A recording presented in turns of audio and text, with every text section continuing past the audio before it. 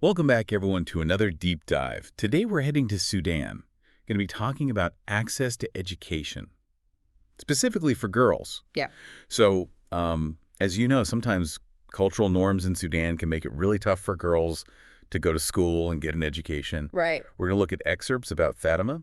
She's a student who became a leader, really, fighting for change in her community. Yeah. I think her story is amazing, and what really struck me is what it shows about making change from the ground up. Uh-huh.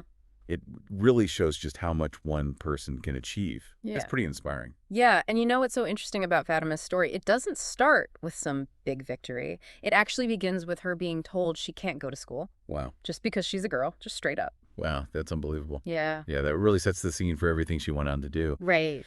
But how did she go from being denied an education to, actually leading a movement? Yeah. It's crazy.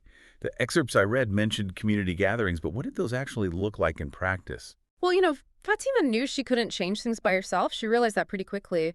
So she started organizing these gatherings to bring parents and educators together in the same room. I see. Just imagine trying to do that in a place where girls' education wasn't always seen as important, as something valuable, Yeah. She had to find a way to make people listen, to really pay attention to her. Yeah, I bet it must have been a challenge to get those conversations even started. Did the excerpts say anything about what those discussions were like? Mm.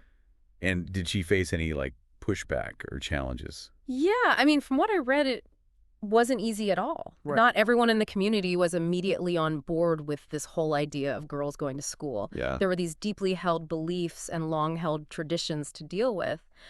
But, Fatima, she was persistent. She didn't give up. Right. She focused on the benefits of education for the whole community, not just the girls themselves. That's smart. Yeah, and that seemed to resonate with people. It wasn't just about demanding change. It was about actually changing hearts and minds. Yeah, exactly. Her approach worked. It did. Yeah, these meetings were really key in establishing a scholarship program for girls in her village. Wow. So they actually led to something concrete. Yeah. That's incredible. Yeah, it's amazing what she accomplished. But how did that actually happen? Yeah. How did she actually set up a scholarship program in a place where, well, frankly, it seems like it was so unheard of? Did the excerpts give any insight into the logistics? Unfortunately, the excerpts were a bit light on those specifics. What we do know is that Fatima really mobilized her community. Yeah. She must have been so resourceful and really persuasive, right?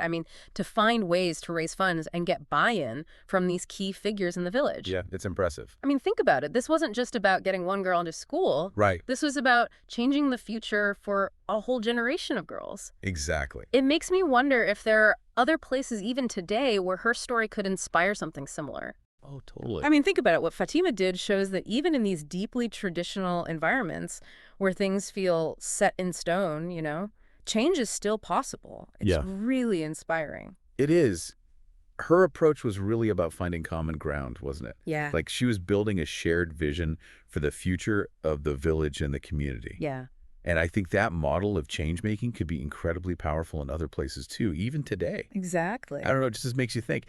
If one student in Sudan can make such a huge difference, what could each of us listening achieve in our own communities? Right. Even if the challenges that we face seem smaller, Yeah. it just shows you what's possible. It really is inspiring to think about the potential we all have. Yeah. Regardless of where we are, what obstacles we might encounter, right? Yeah. Well, thank you so much for joining me on this deep dive. It was a pleasure to discuss Fatima's story with you today. Yeah, thanks for having me. It was great. And to all our listeners, think about what you can do to make a positive impact in your own community. Exactly. You never know. You might just spark a movement of your own. Until next time. Bye, everyone. Bye.